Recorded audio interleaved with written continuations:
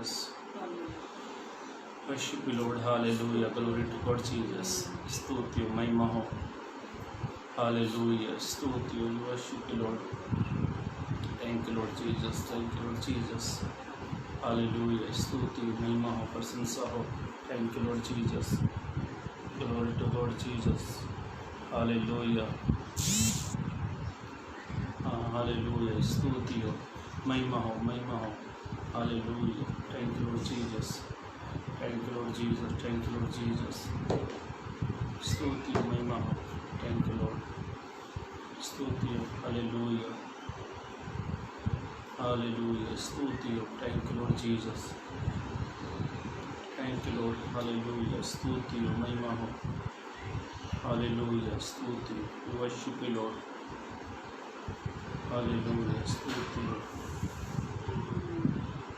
Thank you, Lord Jesus.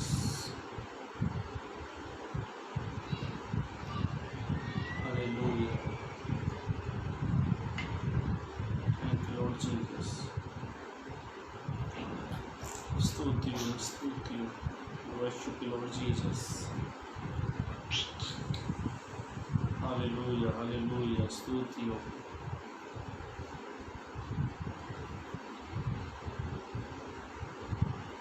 Thank you, Lord. Hallelujah. स्तुति. Hallelujah. स्तुति, महिमा हो. एक बार फिर मैं अमन दुग्गल, मैं मेरी फैमिली की तरफ से आप सभी को जय मसीह की. God bless you. और आप लोग जितने भी आराधना में जुड़ते हैं, आप सभी का मैं प्रभु यीशु मसीह के नाम में मैं आपका सभी का मैं स्वागत करता हूं. और विशेष मैं परमेश्वर का भी धन्यवाद करता हूं, जिस परमेश्वर ने आपको मुझे आज का दिन दिया और आज दिन भर खुदा ने हमें संभाला. इसलिए मैं सारी महिमा में सारा जलाल हम खुदा को देते हैं, क्योंकि बाइबल ऐसा बताती है वो आदर स्तुति के योग्य. आप जहाँ कहीं भी अपने स्थानों पर आप बैठे हैं, आप मुझे सुन रहे हैं, अपनी आंखों को बंद करें और अपना ध्यान प्रभु की ओर लगाएं, ताकि आज हमारी आराधना से, हमारे गीतों से सारी महिमा केवल प्रभु को मिले. और क्योंकि बाइबल कहती है, क्योंकि वो प्रभु स्तुति के योग्य है और वो प्रार्थना स्तुति से वो खुश होता है. बाइबल ऐसा कहती है, प्रभु ऐसे आराधकों को ढूंढता है जो आत्मा और सच्चाई से उसकी आराधना करे. तो इस समय अपना ध्यान केवल प्रभु की ओर लगाए. यदि आप अपने घर में हैं तो आप अपनी आंखों को बंद करें. यदि आप कोई भी स्थान पर बैठे हैं, मैं उम्मीद करता हूं आपकी स्तुति, आपकी दुआ, प्रार्थना को प्रभु जरूर ग्रहण करेगा. तो आइए अपनी आंखों को बंद करें और इस समय हम प्रार्थना करते हैं. मेरे जीवित महान परमेश्वर पिता, अनुग्रहकारी दयालु पिता, मैं एक बार फिर तेरे अनुग्रह के सिंहासन के करीब में आते प्रभु आप हमारे हृदय को तैयार करें प्रभु. हमारे हृदय से प्रभु आप बातें करें प्रभु. और इस समय प्रभु हर एक गीतों से प्रभु आप अपनी महिमाओं को ले प्रभु. आप हमें तैयार करें प्रभु. जितने भी लोग प्रभु आराधना में शामिल होते प्रभु, आप हर एक के हृदय को प्रभु आप छू ले प्रभु आप हमारे हृदय से बातें करें प्रभु जी. Thank you Lord Jesus. Glory to God Jesus. Hallelujah, hallelujah, hallelujah. एक गीत को गाकर हम प्रभु की स्तुति आराधना करें, ताकि प्रभु आराधना के नथनों तक पहुंच जाए. क्योंकि जब उन्होंने जो बलिदान चढ़ाया तो उसकी सुगंध खुदा के नथनों तक पहुंच गई. फिर भाइयों मेरी बहनों, आप जहाँ कहीं भी बैठे हैं, आप अपनी आराधना में तैयार हो जाए, ताकि प्रभु आपकी आराधना से प्रभु खुश हो जाए. प्रभु आपकी आराधना खुदा तक पहुंच जाए. Thank you Lord Jesus. जय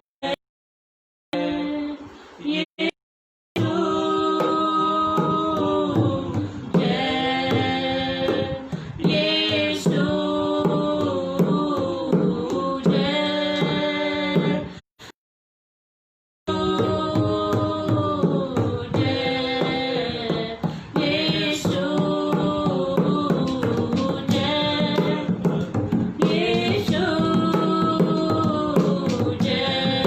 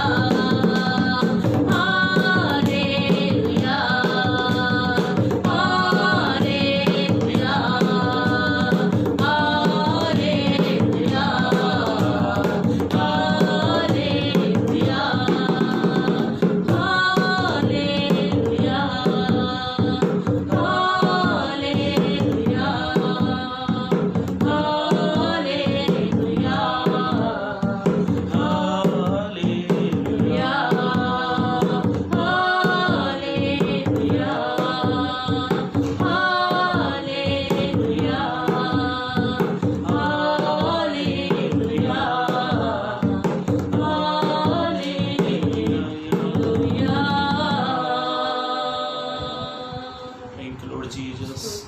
We worship you, Lord. Hallelujah, स्तुति स्तुति महिमा हो खुदा। सचमुच प्रभु तेरी स्तुति करते, तेरी बड़ाई करते, तेरी महिमा करते प्रभु। हम विश्वास करते प्रभु, हमारी स्तुति, हमारे स्तुति की भेंट प्रभु आपके नथनों तक, आपके कानों तक प्रभु पहुंच रही है प्रभु। तो कहता प्रभु, मैं ऐसे आराधकों को ढूंढता हूँ प्रभु जो आत्मा सच्चाई से तेरी आराधना करते प्रभु। तू स्तुति से प्रसन्न होता प्रभु, तू स्तुति से खुश होता है प्रभु। Thank you Lord Jesus. एक गीत को और गाकर हम प्रभु की स्तुति करेंगे, प्रभु की महिमा करेंगे, ताकि संसारी स्तुति महिमा आदर प्रभु को देते हैं, क्योंकि बाइबल ऐसा कहती है वो स्तुति के योग्य ईश्वर है, वो 1000 पीढ़ी तक विश्वास योग्य ईश्वर है। Thank you Lord Jesus. जो तेरे पास प्रभु आता है उसको गले तू लगाता है। जो तेरे पास प्रभु आता है उसको गले तू लगाता है। जो तेरे पास प्रभु आता है उसको गले तू लगाता है। जो तेरे पास प्रभु आता है उसको गले तू लगाता है। तेरा प्यार है महा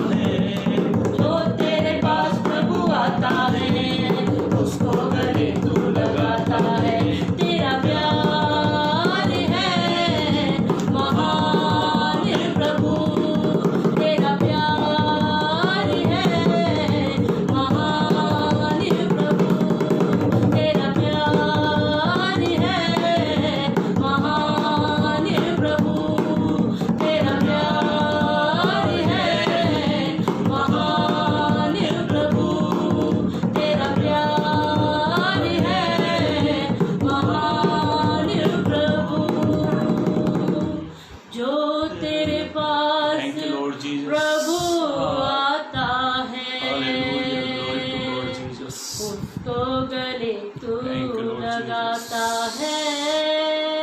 hallelujah, yes mighty Lord, hallelujah, धन्यवाद। स्तुति अब्बा पिता परमेश्वर, धन्यवाद यीशु राजा।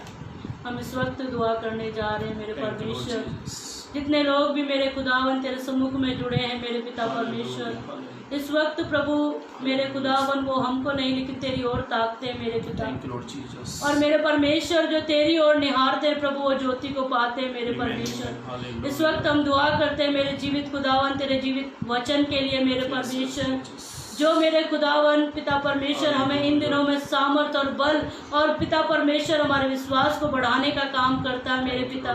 जब चारों ओर तकलीफ और परेशानी और विपत्तियां हैं प्रभु, ऐसे समय में प्रभु हमारा एक एक दिन बड़ी सुरक्षा में और आपकी ढाल में होकर गुजरता है, उसके लिए धन्यवाद प्रभु।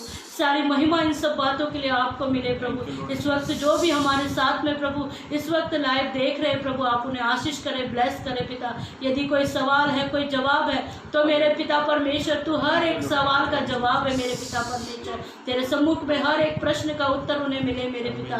और जो वचन पिता आज आपने पिता हमारे लिए रखा है प्रभु तेरे बेटे के द्वारा प्रभु, वो आप पिता परमेश्वर अपनी आत्मा में होकर बोलने के लिए सहायता और मदद को करें मेरे परमेश्वर। ये वचन प्रभु सुनने वाले और बोलने वाले और मेरे पिता पढ़ने वाले सभी के जीवन में कार्यशील हो प्रभु। आपने दुआ को प्रार्थना को सुना, उसके लिए धन्यवाद। सारी महिमा आपको देती हूँ, छोटी बिनती पवित्र यीशु के नाम में, आमीन।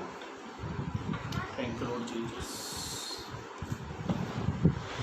स्तुति महिमा, thank you Lord Jesus. Hallelujah, praise the Lord. मैं एक बार फिर मैं अमन दुग्गल आप सभी का प्रभु यीशु मसीह के नाम में आप सभी का मेरी तरफ से प्यार भरा सलाम। मेरे भाइयों मेरी बहनों, मैं धन्यवाद देता हूँ खुदा उनका, जिस खुदा ने एक और दिन हमें दिया और हर एक दिन प्रभु की दया, प्रभु की बड़ी कृपा से हमें मिलता है। और मैं कल परसों मैं बॉम्बे से आ रहा था, मैंने देखा एक बुजुर्ग इंसान एक्टिवा से जा रहा था और कल्याण फाटा पे इतना ज़बरदस्त उसका एक्सीडेंट हुआ कि वो बंदा जगह पर ऑन द स्पॉट वो जगह पे मर गया। उसका जो ये भेजा था इतना थोड़ी सी दूर जाके गया, ट्रक का जब कंटेनर था और क्या नाम है, आप जानते हैं पूरे भारत देश में लॉकडाउन लगा हुआ है, जिसके कारण कल्याण फाटक के रोड जो पलमिल की तरफ जाते पूरे खुले रोड रहते हैं, एक मुश्किल से बहुत कम गाड़ियाँ उस रोड पे मिलती हैं। और उस रोड पर जब एक्सीडेंट हुआ और मैं जब मेरे घर पर आया और मैंने एक ही बात बड़े ध्यानपूर्वक से देखी और सोची कि सचमुच प्रभु अपनी मर्जी से दया करता है और प्रभु की दया है जो आज तक हम सुरक्षा अपने घरों पर बैठे हैं, क्योंकि बाइबल ऐसा बताती है हर एक दिन उसकी दया उसकी कृपा से हमें मिलता है। तो मैं दिल से धन्यवाद देता हूँ परमेश्वर का, जिसने आज एक बार फिर उसने अपने वचन की सेवकाई करने का मुझे मौका दिया। और जितने लोग जुड़े हुए हैं आप सभी को एक बार फिर मेरी तरफ से प्रभु यीशु मसीह के नाम से मेरी तरफ से आपका प्यार भरा सलाम। मेरे भाइयों मेरी बहनों, मेरे एक दोस्त हैं घाटकोपर में, उन्होंने मुझसे एक बातें की थी कि इन दिनों में कि एक इंसान को क्या करना चाहिए जिससे प्रभु नाराज है, तो उससे कैसे मनाया जाए, कैसे उस व्यक्ति को खुश करा जाए। तो मैं उम्मीद करता हूँ वो भाई मुझे सुन रहे हैं और इस समय देख भी रहे हैं। तो मैं बहुत सोच रहा था कि प्रभु क्या आप मुझे वचन देना चाहते, प्रभु क्या हमसे बात करना चाहते हैं। मेरे भाइयों मेरी बहनों, आप शारीरिक रूप से आप देखते कि एक इंसान अपने बॉस या अपनी वाइफ या अपने परिवार को खुश करने के लिए बहुत प्रयत्न करता, बहुत कोशिश करता कि परिवार को खुश करे। वैसे ही मसीह जगत में हमारे जीवन से यदि प्रभु नाराज़ है, यदि प्रभु हमारे जीवन से खुश नहीं है, तो हमें क्या करना चाहिए जिससे प्रभु खुश हो जाए। हमें ऐसे कौन से काम करने चाहिए जिसके कारण प्रभु खुश हो जाए। देखो, इंसान हमारे लिए जो ताली बजाते हैं ना, कभी वो ताली भी बजाएंगे, कभी इंसान भी लगाएंगे, पर जब प्रभु हमारे लिए ताली बजाता है तो बड़ी अच्छी रीति से बजाता है। बाइबल ऐसा बताती है लूका रचित सुसमाचार किताब में, यदि एक इंसान पृथ्वी पर अपने पापों को मान लेता है, उसे कबूल कर लेता है, तो बाइबल ऐसा बताती है उसके लिए स्वर्ग में आनंद बनाया जाता है। प्रभु उसके लिए एक आनंद बनाता है कि ये व्यक्ति ने अपने गुनाह, अपने अपराध को मन फिराया है। मेरे भाइयों, मेरी बहनों, ज़्यादा समय ना लेते हुए जिस विषय के ऊपर आज हम लोग बात करने वाले हैं कि परमेश्वर को कैसे खुश करें। मैं नहीं जानता किसके जीवन से परमेश्वर नाराज है, और मैं ये भी नहीं जानता किसके जीवन से परमेश्वर खुश है। पर उस भाई ने मुझे बताया कि लॉकडाउन के समय में बॉम्बे साइड में कुछ सेवकों ने अपनी मिनिस्ट्री बंद कर दी। वे कहते हैं कि कुछ हो ही नहीं रहा है, ना कलीसिया से कुछ मदद मिल रही है ना कुछ। मैंने उनसे कहा कि प्रभु क्या मर गया? अरे प्रभु जीवित है भाई। प्रभु को खुश कर रहे हो तो कुछ फायदा नहीं होगा। यदि आप अपने जीवन से इंसानों को खुश कर रहे हो, इंसान को आप सोचते हो कि इंसान मेरे जीवन से खुश हो जाए, तो कुछ लाभ नहीं होगा। मैं आपको चार बातों को हम लोग पवित्र ग्रंथ बाइबल से देखेंगे जिससे प्रभु आज हमारे जीवन से खुश हो जाए। यदि प्रभु आज हमारे जीवन से नाराज है, यदि प्रभु हमारे जीवन से नाराज है, तो हमें कुछ तो ऐसा काम करना है जिससे प्रभु खुश हो जाए। इंसान खुश हो या ना हो, मैं हमेशा की बात कहता हूँ, इंसान खुश हो या ना हो कोई फर्क नहीं पड़ता, तो पर हमारे जीवन से केवल प्रभु खुश होना चाहिए। मेरे भाइयों, मेरी बहनों, लिखा लेंगे बाइबल में ऐसा लिखा है। तो वचन को मैं आपके लिए छोटे से वचन पढ़ता हूँ। यदि आप लूका रचित पहला कुरिन्थियों की किताब उसका 5 अध्याय, पहला कुरिन्थियों की किताब उसका 10 अध्याय 5 पद पढ़ते हैं, तो वहाँ पर ऐसा लिखा है कि बाइबल ऐसा कहती है कि परमेश्वर बहुतों से खुश नहीं था। यह वो तब की घटना जहाँ पर यीशु मसीह ने, बाइबल ऐसा बताती है, 23,000 इजरायली लोग मारे गए क्योंकि उनके जीवन से प्रभु खुश नहीं था। ये मेरा विषय नहीं, पर वो वचन पर मेरा ध्यान है, उस वचन पे थोड़ा फोकस करने के लिए ऐसा लिखा है कि 5 पद में ऐसा लिखा, पहला कुरिन्थियों उसके 5 के 10 पद में, कि बहुतों से प्रभु खुश नहीं था। और ऐसा लिखा है कि 23,000 लोग मारे गए। वे ऐसा सोचते थे कि हम चौकस है। उसी अध्याय में लिखा हुआ है, यदि अपने आप को जो सोचता है कि मैं स्थिर हूँ, तो पौलुस ऐसा कहता है, तुम जो कहता है कि मैं अपने आप में स्थिर हूँ, तो वो चौकसी करे, वो गिर ना जाए। और बाइबल ऐसा कहती है कि बहुतों से प्रभु खुश नहीं था। मैं नहीं जानता किसके जीवन से प्रभु खुश नहीं है, पर मैं इतना जानता हूं, यदि प्रभु आज हमारे जीवन से खुश नहीं है, तो आज रात प्रभु आपसे ऐसी बातें करेगा जिससे प्रभु खुश हो जाए। मेरे भाइयों, मेरी बहनों, निकालेंगे कुलस्सियों की किताब उसका पहला अध्याय पद 10 पढ़ ले। कुलस्सियों की किताब उसका पहला अध्याय पद 10 निकाल के रखेंगे, पहला अध्याय का 10 पद। एक मिनट, हाँ पढ़े। ताकि तुम्हारा चाल चलन, हाँ, पौलुस ऐसा कहता, ताकि तुम्हारा चाल चलन प्रभु के योग्य हो।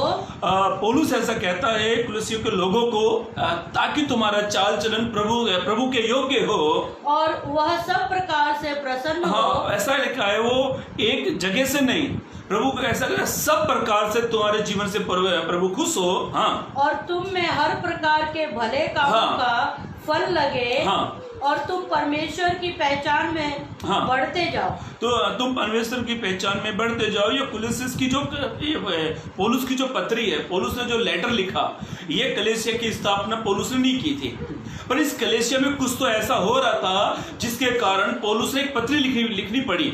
इस कलीसिया में क्या हो रहा था, ये कलीसिया जो थी ये पासवानों पर निर्भर थी। इसमें गलत शिक्षा हो रही थी इस कलीसिया में, और ये लोगों की उपासना करते थे, लोगों की, और इनका ध्यान होता था कि मनुष्य हमारा उद्धार करेगा। और ये क्या करते थे, आप इसकी हेडलाइंस पढ़ेंगे, इसकी हिस्ट्री में जाएंगे ना, तो बाइबल के बुद्धिजीवी ऐसा बताते हैं कि जब इस कलीसिया की ओर जब पौलुस ने पत्री करी, पौलुस इस कलीसिया का बड़ा बोझ अपने प्रति रखता था। जब पौलुस ने पत्री लिखी, तब पौलुस ने इनको समझाया कि तुम इंसानों पर भरोसा मत रखो, इंसानों की उपासना मत करो, क्योंकि इस कलीसिया में क्या हो रहा था, प्रभु को महिमा नहीं मिल रही थी, ये इंसानों को महिमा दे रहे थे। ये कलीसिया का नाम क्या पढ़ लेते, इसकी पौलुस की पत्री का उसकी हेडलाइंस पे ऐसे पढ़े। हाँ, कुलस्सियों के नाम पौलुस प्रेरित की पत्री। हाँ, कुलस्सियों का नाम पौलुस प्रेरित की पत्री। आज बहुत सारे लोग ऐसे हैं कि लोगों को खुश करने में लगे हैं। ये कलीसिया के लोग पासवानों को, लीडर को खुश करने पर लिखे। जब पौलुस ने इनको देखा, तब पौलुस ने ये लेटर इनका लिखा। ये कुलस्सियों की जो कलीसिया थी, ये पौलुस ने नहीं लिखी, पर लेटर पौलुस का लिखा हुआ था। मेरे भाइयों मेरी बहनों, इस कलीसिया में क्या हो रहा था? पासवानों को खुश करा जाता था, इनके जीवन से प्रभु खुश नहीं होता था, और इनके जीवन से क्या होता था? ये मनुष्य की उपासना करते थे ताकि मनुष्य इनका उद्धार कर सके। और बाइबल ऐसा कहती है, भजन संहिता 146 के 2 या 3 में से लिखा है, मनुष्य उद्धार नहीं कर सकता क्योंकि मनुष्य में उद्धार करने की शक्ति नहीं है। ध्यान से सुनो, ये कलीसिया का चाल चलन ठीक नहीं था। तो पौलुस इस कलीसिया को लेटर लिखता है, पौलुस इस कलीसिया को एक संदेश देता है। क्या संदेश वो देता है? अब इसका 10 पद फिर से पढ़ ले। हाँ, ताकि तुम्हारा चाल चलन प्रभु के योग्य हो। अब पौलुस इस प्रकार से कहता है, ताकि तुम्हारा चाल चलन किसके योग्य हो? प्रभु के योग्य हो। हाँ, और वह सब प्रकार से प्रसन्न हो। हाँ, एक जगह से नहीं, सब जगह से प्रभु खुश होना चाहिए। हाँ, और तुम में हर प्रकार के भले कामों का फल लगे। हाँ, और तुम परमेश्वर की पहचान में बढ़ते जाओ। हाँ, तुम परमेश्वर की पहचान में बढ़ते जाओ। आज का मसीह व्यक्ति क्या होता है? आज का मसीह व्यक्ति क्या करता है? दूसरों के चाल चलन पे बड़ा ध्यान देता है। आज का मसीह क्या करता है? दूसरे के चाल चलन पर बड़ा ध्यान देता है। वो अपना चाल चलन नहीं देखता है, वो दूसरे को देखता है। और वो ये भूल जाते हैं, दूसरे का चाल चलन देखने से अच्छा तुम अपना देखो। पौलुस ने जब इस कलीसिया को पत्र लिखी, पौलुस इनको एक अच्छा संदेश लिखता है, और वो कहता है तुम्हारा चाल चलन केवल प्रभु के योग्य हो। देखो जी, एक पति पत्नी के बीच में जब शादी होती है ना, तो पति अपनी पत्नी के अनुसार चलता है और पत्नी अपने पति के अनुसार चलती है, क्योंकि ये दोनों एक हो जाते हैं। दो तन होते हैं, जब शादी होती है दोनों एक मन हो जाते हैं। और पत्नी ऐसे चाल के जीवन जीते जिससे उसका पति खुश हो जाए। पति ऐसा जीवन जीता है, ऐसा योग्य चाल चलता है जिससे पत्नी खुश हो जाए। और जब पत्नी अपने पति से खुश होती है ना, मालूम है, तो वो अपने आस पड़ोस में अपने पति की तारीफ करती है। अरे कैसा आप, अरे मेरा पति बहुत अच्छा है। अरे वो भाई अपनी पत्नी की तारीफ करते, मेरी पत्नी ऐसे है। यदि हमारे आपके मेरे जीवन से प्रभु खुश नहीं है ना, तो तारीफ तो छोड़ दो। आज हमारे भले कामों का फल क्यों नहीं लग रहा? मालूम है, क्योंकि प्रभु हमसे खुश नहीं है। मैंने बोस कलीसिया को देखा, लोग लीडर को खुश करने में लगे हैं, लोग पासवान को खुश करने में लगे हैं, इसको खुश करने में लगे, उसको खुश करने में लगे हैं। पर ध्यान से सुनो, हम दूसरे के चाल चलन से अच्छा अपने चाल चलन की ओर ध्यान करें। जब हम अपने चाल चलन की ओर ध्यान करेंगे और अपने चाल चलन को सुधार लेंगे, तो मैं उम्मीद करता हूँ, मैं भरोसा करता हूँ, प्रभु हमारे जीवन से बड़ा खुश होगा। मेरे भाइयों मेरी बहनों, एक वचन को पढ़ लेंगे, हागे नबी की किताब, हागे नबी की किताब, जकरिया से पहले की किताब है, हागे नबी की किताब, उसका पहला अध्याय पर 5 पहले 2 अध्याय के खाली चैप्टर में किताब में कल 2 अध्याय के, उसका 5 पद पढ़ ले। हाँ, इसलिए अब सेनाओं का यहोवा यूं कहता है, बाइबल ऐसा कहती है, इसलिए सेनाओं का यहोवा यूं कहता है, अपनी अपनी चाल चलन पर ध्यान करो। हाँ, बाइबल ऐसा कहती है, हागे नबी की किताब, हागे भविष्यवक्ता की किताब है। ये घटना तब की है जब यरूशलेम में मंदिर बनाने की उन्होंने स्थापना की, पर उनका चाल चलन ठीक नहीं था, उनका चाल चलन सही नहीं था। और प्रभु ने कहा तुम्हारा चाल चलन कैसा होना चाहिए? ठीक होना चाहिए। पर यहाँ पर ऐसा लिखा है कि तुम अपने चाल चलन पे क्या करो? ध्यान दो। पर हाय रे, आज का मसीह दूसरे पर ध्यान करता है, दूसरे के जीवन को देखता है, दूसरे के जीवन की देख उसकी और जीवन को चेक करता है, ये कैसा सही है, ये कितना गलत है। हमें किसी की ओर ध्यान नहीं करना चाहिए। और आज ऐसा ही हो रहा है, हम दूसरे के चाल चलन पर बड़ा ध्यान देते हैं। अरे इसका चाल चलन देखो, अरे इसका पहरावा देखो, अरे इसका हेयर स्टाइल देखो, अरे इसके बाल देखो, अरे इसके कपड़े देखो, अरे इसका ये देखो, अरे इसका वो देखो। अरे बंद करो, केवल प्रभु की ओर देख लो। यदि आप प्रभु की ओर देखोगे ना, तो प्रभु आपके चाल चलन से खुश हो जाएगा। अरे उसने ऐसा कपड़ा क्यों पहन लिया, अरे उसने ऐसा क्यों पहन लिया, यहाँ से कंधे क्यों दिखते हैं, अरे पीठ क्यों दिख रही है, अरे ये क्यों दिख रहे, अरे बंद करो ये देखना। आज का मसीह यहीं पे फंसा हुआ है। इसके कान खींच, इसकी टांग खींच, इसके पैर खींच। एक दूसरे को देखना बंद करो। बाइबल ऐसा कहते हैं, तुम अपने अपने चाल चलन पर क्या करो? ध्यान करो। मेरे भाइयों मेरी बहनों, यदि हम अपने चाल चलन पर ध्यान करें ना, तो शायद प्रभु हमसे खुश हो जाएगा। शायद प्रभु हमसे क्या हो जाएगा? खुश हो जाएगा। बाइबल ऐसा कहती है, पवित्र ग्रंथ प्रकार से कहते हैं, यहाँ के नबी की किताब में ऐसा लिखा 1:5 में, तुम प्रभु यहोवा की वाणी है कि तुम अपने चाल चलन पर क्या करो? ध्यान करो, चेक करो अपने जीवन को। मैंने पिछले दिनों में बताया था, एक इंसान का चाल चलन बदल जाएगा बाइबल ऐसा कहती है, तुम अंश अंश करके अपने आप को क्या कर लो, बदल लो। और मैंने बताया था, एक एग्जाम्पल दिया था, यदि एक व्यक्ति के अंदर 12 पाप है, यदि एक व्यक्ति का चाल चलन ठीक नहीं है और वो कई क्षेत्रों में कई रुकावटों में फंसा पड़ा है, यदि वो रोज अपने महीने में एक गलती को छोड़ दे और अगले महीने फिर दूसरी गलती को छोड़ दे, तीसरे महीने में तीसरी गलती को छोड़ दे, और ऐसे ऐसे करके यदि वो 12 गलती छोड़ दे तो उसका चाल चलन सुधर जाएगा। मेरे भाइयों मेरी बहनों, ध्यान से सुनो, पौलुस ने इस कलीसिया को जो लेटर लिखा, पौलुस इनको चाहता था, इनको सिखा रहा था पौलुस कि तुम्हारा चाल चलन प्रभु के योग्य हो। तुम्हारे चाल चलन से इंसान खुश हो या ना हो, पर तुम्हारे चाल चलन से प्रभु खुश होना चाहिए। मेरे भाइयों मेरी बहनों, इसी का हागे नबी की किताब, उसका दूसरा अध्याय 7 पद भी पढ़ ले। हाँ, मैं सारी जातियों को कब कपाऊंगा, और सारी जातियों की 7 पद नहीं गलत पढ़ रहे हो, वहाँ पे पढ़ो वापस से। हागे नबी की किताब 2 पहला अध्याय 7 पद, पहले का 7, हाँ पढ़ो। सेनाओं का यहोवा तुमसे यूं कहता है, सेनाओं का यहोवा तुमसे यूं कहता है, अपने अपने चाल चलन पर सोचो। हाँ देखो, जब ये यरूशलेम में इजराइल लोग मंदिर बना रहे थे ना, तो प्रभु ने इनको 2 बातें कही, एक ध्यान देना और दूसरा सोचना। एंटोनी राज ने गाना गाया, याद कर तू कहाँ से गिरा।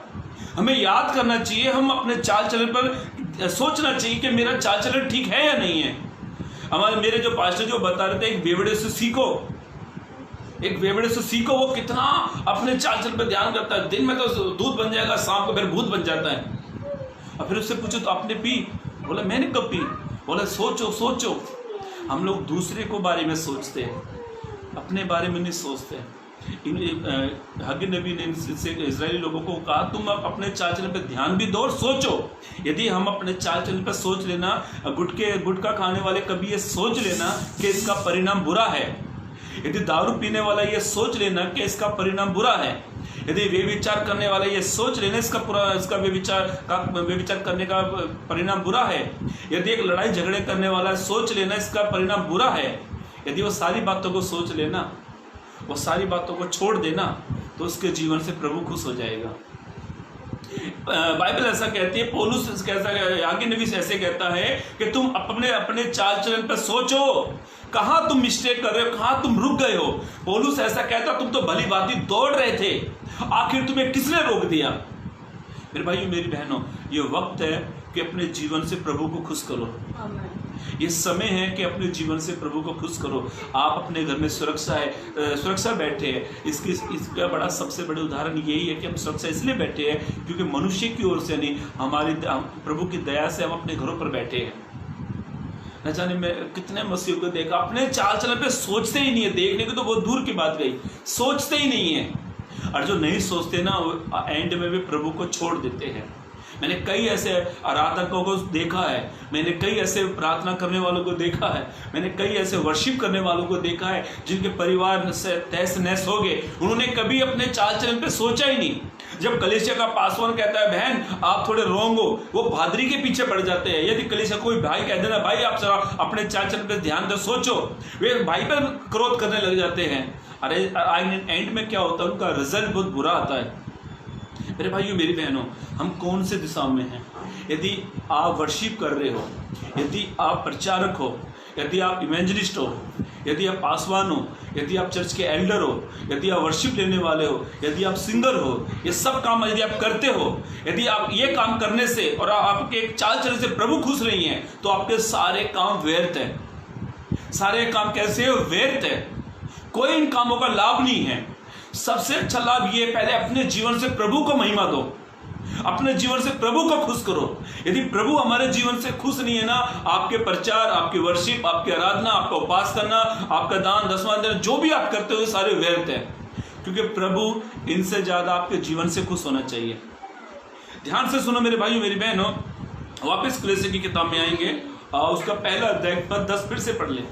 हाँ, उसका पहला अध्याय पद 10, ताकि तुम्हारा चाल चलन, पौलुस इन कलीसिया को लेटर जो लिखता है पौलुस उसको कहता है ताकि तुम्हारा चाल चलन प्रभु के योग्य हो। हाँ, इसको तोड़ के पढ़ना, प्रभु के योग्य। वो कहता है तुम्हारा चाल चलन इंसानों के योग्य नहीं होना चाहिए। देखो इंसान क्या करता है, तारीफ भी करता है, इंसान बुराई भी करता है। इंसान थोड़ा उठाएगा भी और गिराएगा भी। जब प्रभु उठाएगा ना तो प्रभु गिराएगा। दुनिया में कोई ऐसा नहीं जो हमको गिरा सके। जब प्रभु हमारी तारीफ करेगा तो ऐसा कोई इंसान नहीं है जो ये कह सके ये ऐसा है कैसे। प्रभु से महिमा, प्रभु से आपकी तारीफ होनी चाहिए, प्रभु हमारे बारे में कहना चाहिए। और आप बाइबल ऐसा कहती है तुम्हारा चाल चलन किसके योग्य होना चाहिए, प्रभु के योग्य। अपना चाल चलन को देखो किसके योग्य हमारा चाल। और हम लोग क्या बोलते हैं, आई एम परफेक्ट, मैं सही हूं अपनी जगह पर। ध्यान से सुनो, बाइबल ऐसा कहती है मनुष्य इंसान के बाहरी रूप को देखता है पर प्रभु मनों को जांचता है। प्रभु कैसा करता है, मनों को जांचता है। आज हमारे जीवन को केवल प्रभु देखता है। हम सबको टोपी पहना देते हैं और टोपी पहनाने में तो हमारा नाम ही नहीं है, मस्त टोपी पहना देते एक दूसरे के ऊपर।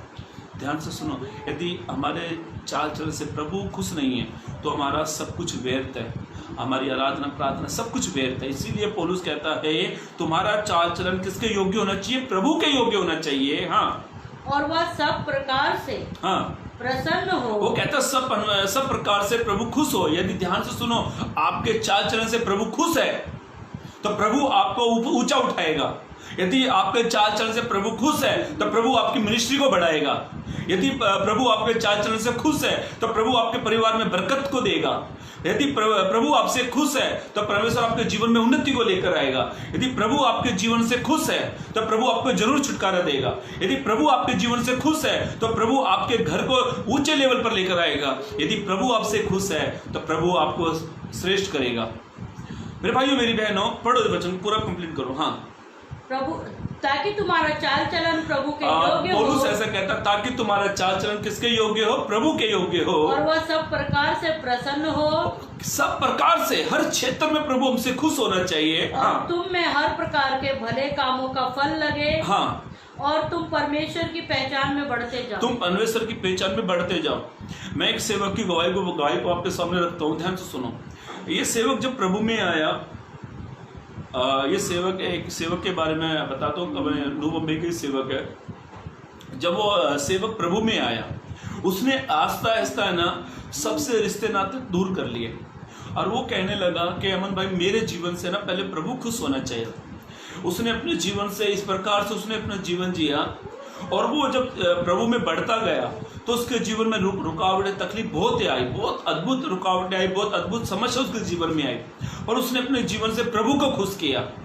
जब उसने अपने जीवन से प्रभु को खुश किया ना, तब प्रभु ने उसको एक अच्छी सेवा दी और आज वो भाई एक अच्छी सेवा करता है, अच्छा जीवन जी रहा है, एक पाक पवित्र जीवन जीता है। प्रभु को वो खुश करता है, प्रभु उसकी मिनिस्ट्री से खुश है, प्रभु उसके जीवन से खुश है। आज हमारे जीवन में आशीष, बरकत, समस्या, छुटकारा क्यों नहीं मिलता है? क्योंकि हमारे जीवन से प्रभु खुश नहीं है। हम बहुत सालों के विश्वासी हैं, 15, 20 साल, 25 साल, 10 साल, 2 साल, 3 साल, ये मायने नहीं है। मायने ये है कि हमारे चाल चलन से प्रभु खुश होना चाहिए। यदि हमारे चाल चलन से प्रभु खुश नहीं है ना तो हमारे सारे काम व्यर्थ है। ध्यान से सुनो, पढ़ो वचन को कंप्लीट करके आगे बढ़ते। हाँ, हाँ, कुलसियों 1:10। हाँ,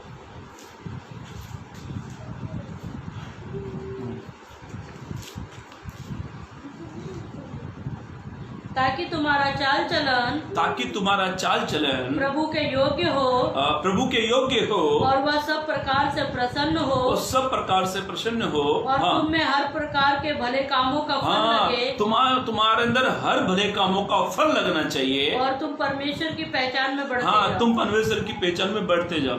मेरे भाइयों मेरी बहनों, आप एक पेड़ को कैसे पहचानते हो? कैसे पहचानते एक पेड़ को? मालूम है कैसे? उसके फल से। आप कभी ये नहीं कहते पेरू का पेड़ नहीं कहते, एप्पल के पेड़ को आप पेरू का पेड़ नहीं कहते। क्यों नहीं कहते मालूम है? हमको पता है एप्पल का पेड़ में एप्पल ही उगेंगे। एक पेड़ की पहचान उसके फल से होती है, एक पेड़ की पहचान उसके फल से होती है। वैसे पौलुस कहता है जब तुम्हारे चाल चलन प्रभु के योग्य होगा, प्रभु तुमसे खुश हो जाएगा, तो तुम्हारे भले कामों का तुम्हें फल लगेगा और तुम्हारे फल से तुम्हारी पहचान होगी। मेरे भाइयों मेरी बहनों, पहली बात ध्यान से सुनो, अपने चाल चलन से प्रभु को खुश करो। यदि हमारे चाल चलन से प्रभु नाराज है तो ये वक्त है प्रियो, आप अपने चाल चलन से, मैं और आप अपने चाल चलन से केवल प्रभु को खुश करें। जब हम अपने चाल चलन से प्रभु को खुश करते हैं तो हमारे भले कामों का फल लगता है और हमारी पहचान होती है। प्रभु नीचे से उठाकर प्रभु ऊंचे पर लेकर आता है। भजन संहिता 113 के 7 पद में ऐसा लिखा, वो कंगाल को घूरे पर से, कचरे से उठाकर वो प्रधानों के साथ बिठाता है। किसको? जिससे प्रभु खुश होता है। दूसरी बात पढ़ेंगे, निकालेंगे मेरे साथ इब्रानियों की किताब उसका 11 अध्याय पद 6 पढ़ ले।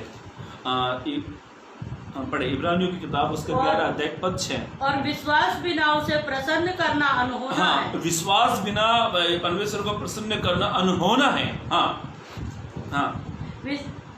और विश्वास बिना उसे प्रसन्न करना अनहोना है। क्योंकि परमेश्वर के पास आने वाले को विश्वास करना चाहिए कि वह है और अपने खोजने वालों को प्रतिफल देता है। अब दूसरी बात ध्यान से सुनो, हम क्यों है बलीवर। मुझे मेरे जब से लॉकडाउन हुआ ना, मुझे शायद एक या 2 दिन छोड़ते जाता मिस होता हर दिन एक किसी का फोन। और क्या बोलते मालूम है? लॉकडाउन कब हटेगा, कब हम पहले के समान जीवन जिएंगे, कब हम फ्री हो जाएंगे। मैंने बोला यार वो दिन से ये दिन अच्छे हैं, अच्छा खाने को मिल रहा है, घर में है, घर से बाहर नहीं है।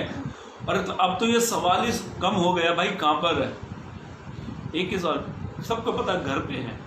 ध्यान से सुनो, विश्वास, जितने लोग मुझे ऐसा कह रहे थे फ़ोन कर करके कि भाई कब हटेगा ये लॉकडाउन, कब हटेगा, उन व्यक्तियों को प्रभु के ऊपर विश्वास ही नहीं है। देखो दूसरी बात, हमारे विश्वास से केवल प्रभु खुश होना चाहिए। बहुतों का विश्वास रही जहाज डूब गया। पौलुस ने कहा बहुतों का विश्वास रही जहाज डूब गया, वे आते तो है पर विश्वास नहीं है।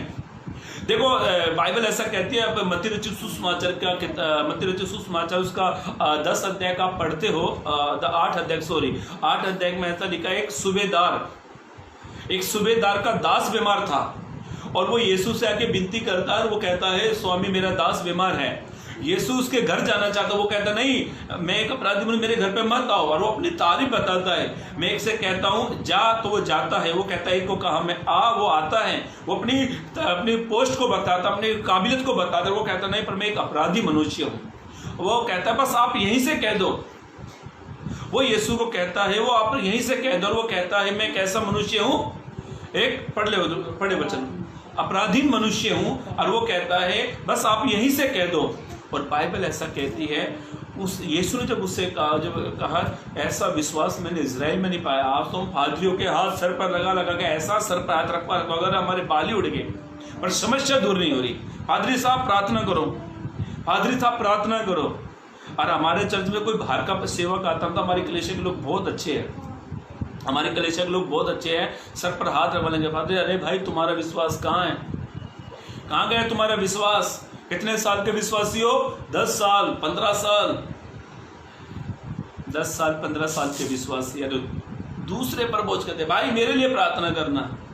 भाई खुद करो, अपने विश्वास को टेस्ट करो, आपका विश्वास कितना प्रति खुदा के प्रति। यदि आपके विश्वास से खुदा खुश नहीं है तो मनुष्य को तो छोड़ ही दो। फिर मुझे याद आती है कहानी, मैं आपको एक छोटी सी कहानी बताता हूँ, विश्वास का प्रतिफल। आप यदि विश्वास करते हो, यदि आपके विश्वास से खुदा खुश नहीं है, यदि आप विश्वास भरा जीवन जीते हो, यदि आपके विश्वास से परमेश्वर खुश है, तो प्रभु आपके विश्वास के जीवन से इतना खुश होगा तो प्रभु आपको जरूर प्रतिफल देकर। ऐसा लिखा है यीशु मसीह के पास आने वाले को विश्वास करना चाहिए कि वो है और अपने खोजियों को क्या देता है? प्रतिफल देता है। ध्यान से सुनो, विश्वास का जब आप खुदा पर विश्वास करते हो और आप अपने विश्वास से खुदा को खुश करते हो, ध्यान से सुनो, एक विश्वासी के विश्वास की कदर, एक विश्वासी के विश्वास की कदर मनुष्य नहीं करता, पर एक विश्वासी के विश्वास की कदर खुदा करता है।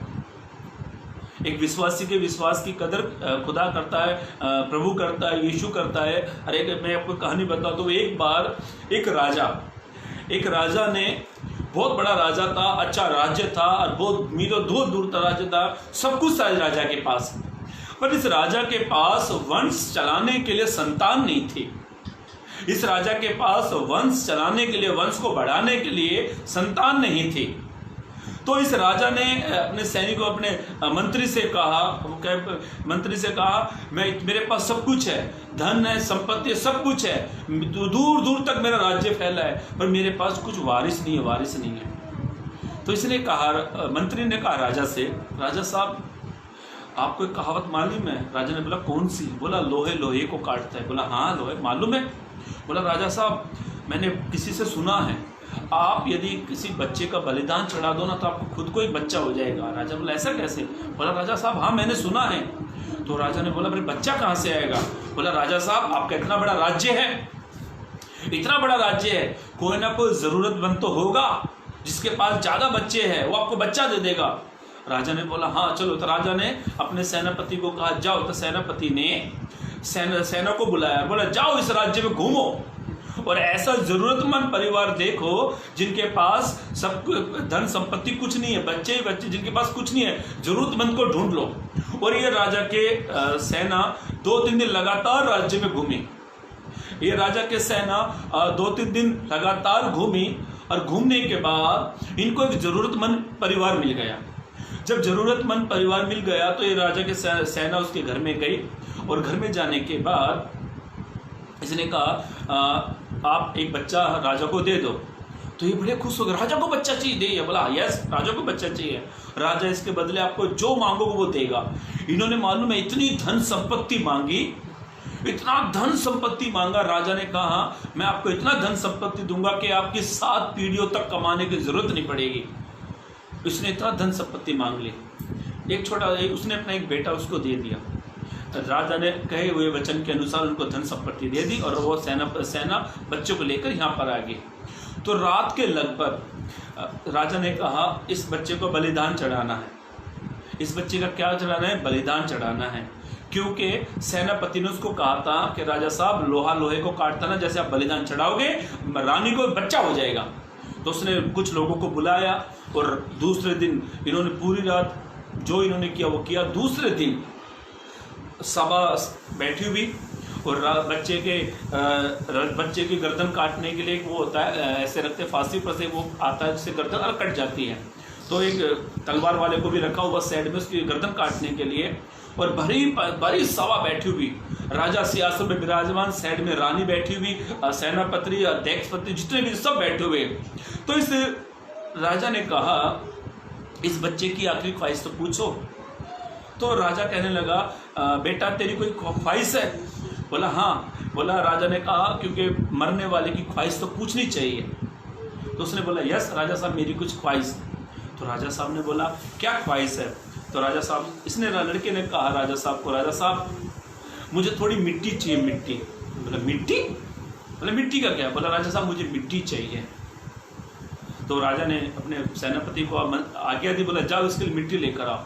इस लड़के ने मिट्टी मांगी और मिट्टी लाकर लड़के को दे दी। तो जिस स्थान पर ये लड़का खड़ा था उस स्थान पे इस लड़के ने 4 मिट्टी के बड़े बड़े वो बने, लड्डू से बने, गोल गोल लड्डू से बने 4। इसने ऐसे लाइन से खड़े करके 4 ऐसे खड़े करके रखे। तो राजा भी इस नज़ारे को देख रहा, समस्त प्रजा भी इस नज़ारे को देख रही, सब देख रहे। राजा बड़ा ध्यान से देख रहे कर क्या रहा है ये। तो इसने जब वो पूरे लड्डू 4 उसने टीले से बनाए, मिट्टी के टीले बनाए और क्या नाम है वो 4 लड्डू से बनाए। तो राजा ये सब देखकर बड़े कर क्या रहे बच्चा।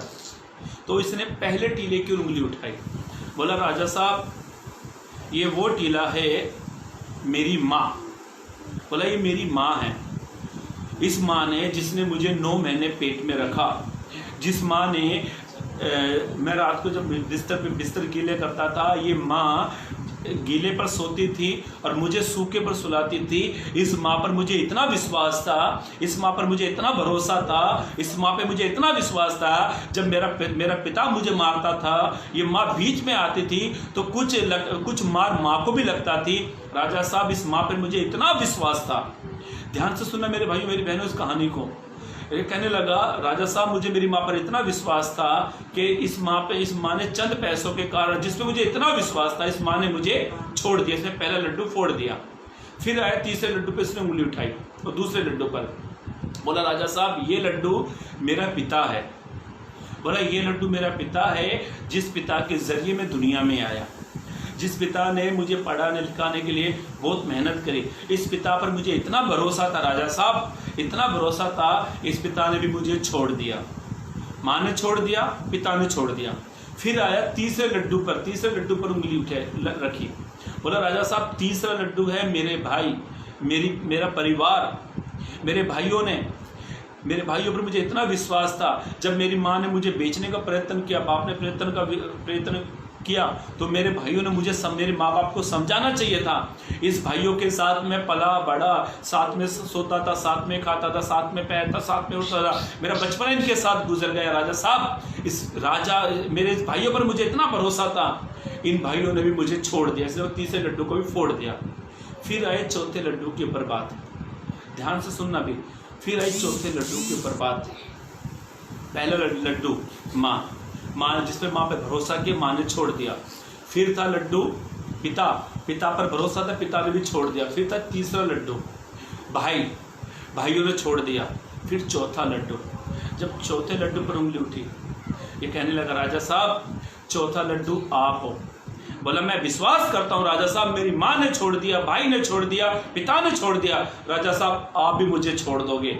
और राजा साहब ये देखकर राजा की आंखों में आंसू आने लगे और ये कहने लगा राजा साहब मुझे आप पर पूरा भरोसा है कि आप मेरी माँ ने छोड़ दिया, भाई ने छोड़ दिया, पिता ने छोड़ दिया, राजा साहब मैं आप पर भरोसा करता हूँ, विश्वास करता हूँ आप भी मुझे छोड़ दोगे। राजा अपने सिंहासन से खड़ा हुआ, बोला बेटा जैसा तेरा विश्वास है, माँ ने छोड़ दिया, भाई ने छोड़ दिया, पिता ने छोड़ दिया, जा मैं भी तुझे छोड़ देता हूँ। और राजा ने इस बच्चे का बलिदान नहीं किया। राजा ने कहा ये आज से तू मेरा बेटा है, इतना बुद्धिमान, इतना इंटेलिजेंट, इतना समझदार।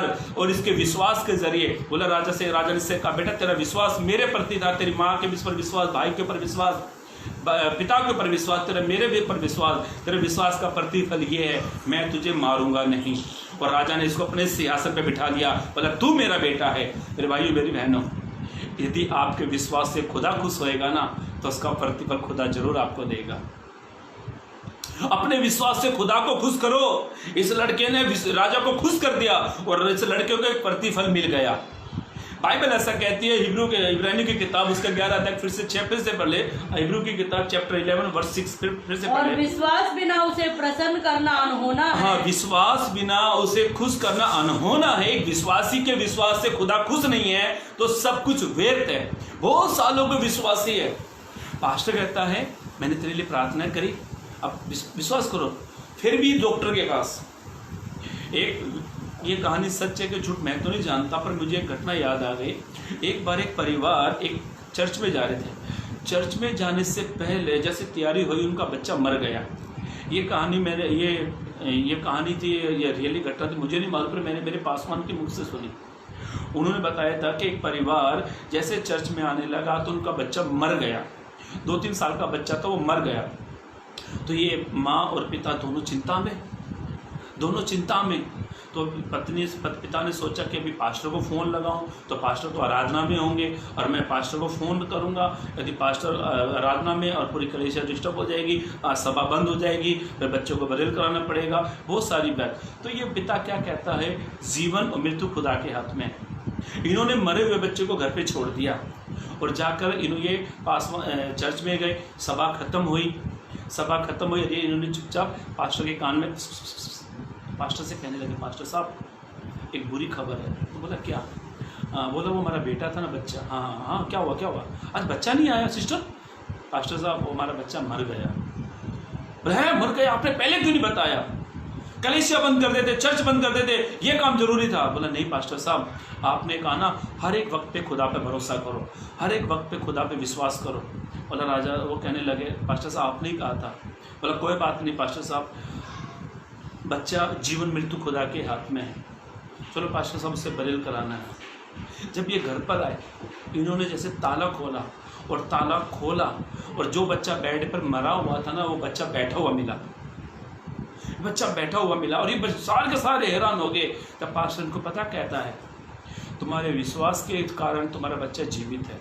और बाइबल ऐसा कहती है, मेरा धर्मी जन विश्वास से जीवित रहता है। मेरे भाई मेरी बहनों, अपना विश्वास खुदा को दिखाओ, अपना विश्वास इंसानों को मत दिखाओ। ये मत कहो आई एम बिलीवर, इंसान को धोखा मत दो, इंसान को धोखा, खुदा को धोखा दे रहे, इंसान को खुश कर रहे हैं। ध्यान से सुनो, आपके विश्वास को खुदा जरूर देखता है। बाइबल ऐसा कहती है वो तुम्हारे विचारों को दूरी से जान लेता है। खुदा से कुछ नहीं छुप सकता।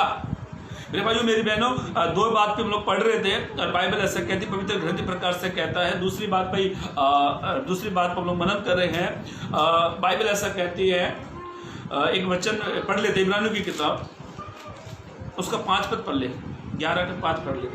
हाँ, विश्वास ही से हनोक उठा लिया गया। ध्यान से सुनो, विश्वास ही से हनोक उठा लिया गया। उसके उठाने जाने से पहले उसकी ये गवाही दी गई। क्या गवाही थी? कि उसके विश्वास से कौन खुश था? परमेश्वर खुश था। हमारे विश्वास से तो जानवर भी खुश नहीं होते। विश्वास, कुत्ता घर पे भी रहता है, कुत्ता भी मेरा देखो मालिक था, हाँ मेरा मालिक है, कुत्ते को बैठ से एक लात मारते हैं, कुत्ता बोलता है अरे मालिक जा, तुझ पर इतना विश्वास। तो आज के विश्वासी से कोई भी खुश नहीं पा रहा। अपने विश्वास से खुदा को खुश करो। यदि आपने अपने विश्वास से खुदा को खुश कर लिया ना, तो खुदा इसका प्रतिफल जरूर देगा। खुदा इसका प्रतिफल कैसा देगा? मेरे भाइयों मेरी बहनों, आज हमने 2 ही बातें देखी। इसका नेक्स्ट भाग में हम लोग 2 बातों को और देखेंगे, नहीं तो मैं दो बातों को और पढ़कर हम जल्दी से समाप्त करेंगे।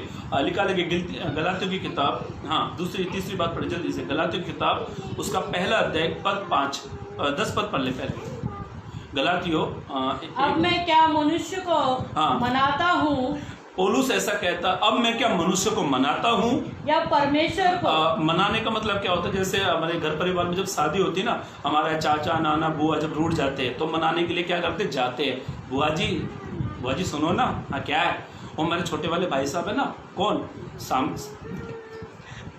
इसका नाम भूल गया, जाने दो। वो छोटे वाले भाई साहब ने, बुआ जी उसकी शादी है, तो बुआ जी क्या बोलती हैं? बड़े बेटे की शादी में नहीं बुलाया तेरे बाप ने, यहाँ छोटे की बुलाते हैं। तो वो उसको मनाता है। पौलुस ऐसे कहता है, क्या मैं लोगों को क्या करूं? अब मैं क्या मनुष्य को मनाता हूँ या परमेश्वर को? क्या मैं मनुष्य को प्रसन्न करना चाहता हूँ? पौलुस कहता है या मैं मनुष्य को खुश करना चाहता हूँ। यदि मैं अब तक मनुष्य पौलुस कहता है यदि मैं अब तक मनुष्य को खुश करता, यदि मैं अब तक मनुष्य को ही प्रसन्न करता रहता, तो मसीह का दास न होता। ध्यान से सुनो मेरे भाइयों मेरी बहनों, तीसरी बात, अपने जीवन से मनुष्य को खुश मत करो, अपने जीवन से परमेश्वर को खुश करो। आज बहुत सारे लोग क्या करते हैं? इंसानों को खुश करने में लगे पड़े। इसको खुश करो, इसको खुश करो, इसको खुश करो। पास्टर को क्या अच्छा लगना चाहिए, ऐसा होना चाहिए। पास्टर तो एक ही बात कहते हैं, मेरी बेटी अपने जीवन से खुदा को खुश करो। जब पासवान घर में आ जाना, ये चीज़ लगाओ, ये लाओ, ये डिश लगाओ। और बहुत सारे पासवान तो बड़े खुश होते हैं, अरे बड़े अच्छे विश्वासी है, बहुत सारे अरे बड़े अच्छे विश्वासी है। ध्यान से सुनो, पौलुस कहता है यदि मैं मनुष्य को खुश करता तो मैं मसीह का दास नहीं बनता। मेरे भाइयों मेरी बहनों, जब पौलुस मिनिस्ट्री में आया, जब पौलुस सेवकाई में आया, तो पौलुस लोगों से अलग हो गया। और बाइबल ऐसा कहती है, रोमियो की किताब उसका 1 का 1 पढ़ेंगे ना, तो पौलुस ने लोगों से अलग कर लिया और पौलुस ने अपने जीवन से केवल परमेश्वर को खुश किया। उसने सब कुछ प्रभु के लिए छोड़ दिया। मुझे याद आती है घटना, मैं कल इसके बिली ग्रैम के बारे में मैं हिस्ट्री पढ़ रहा था। तो बिली ग्रैम सेवकाई में आया, तो बिली ग्रैम का प्रचार क्या था मालूम है? पश्चाताप, सीधा स्वर्ग दिखाना, क्रूस की बात, ये उसके उद्धार का प्रचार था बिली ग्रैम का। और बिली ग्रैम ने अपने जीवन से उसने मसीह को खुश करा। और बिली ग्रैम की मिनिस्ट्री में, बिली ग्रैम की सेवकाई में हजारों के लाखों की संख्या में लोग आते थे। जॉन वेस्लीज की भी मिनिस्ट्री भी ऐसी थी। जॉन वेस्लीज ने घोड़े पर मिनिस्ट्री करी। वो पैसे बचाता था ताकि कम खर्चा करके ज़्यादा पैसे मिनिस्ट्री में इन्वेस्ट करे। मेरे भाइयों मेरी बहनों, अपने जीवन से इंसान को खुश मत करो। बहुत सारे लोग क्या करते मालूम है? इंसानों को खुश करते। मेरी कलीसिया को कौन सा प्रचार पसंद है, कौन सी चीज़ पसंद है, क्या कलीसिया को अच्छा लग रही है? खड़ा प्रचार। योना तो सीधा बोलता था, ए सांप के बच्चों, आज हम कहते हैं ना किसी को, ए सांप के बच्चों, मुझे लगा चर्च ही आधा हो जाएगा। और कौन सा सांप? कोबरा सांप के बच्चे, ऐसा कहे ना सीधा भाग जाएंगे। ध्यान से सुनो, मैं जल्दी पढ़कर समाप्त कर रहा हूँ। तीसरी बात, पौलुस ने अपने जीवन से मनुष्य को खुश नहीं किया।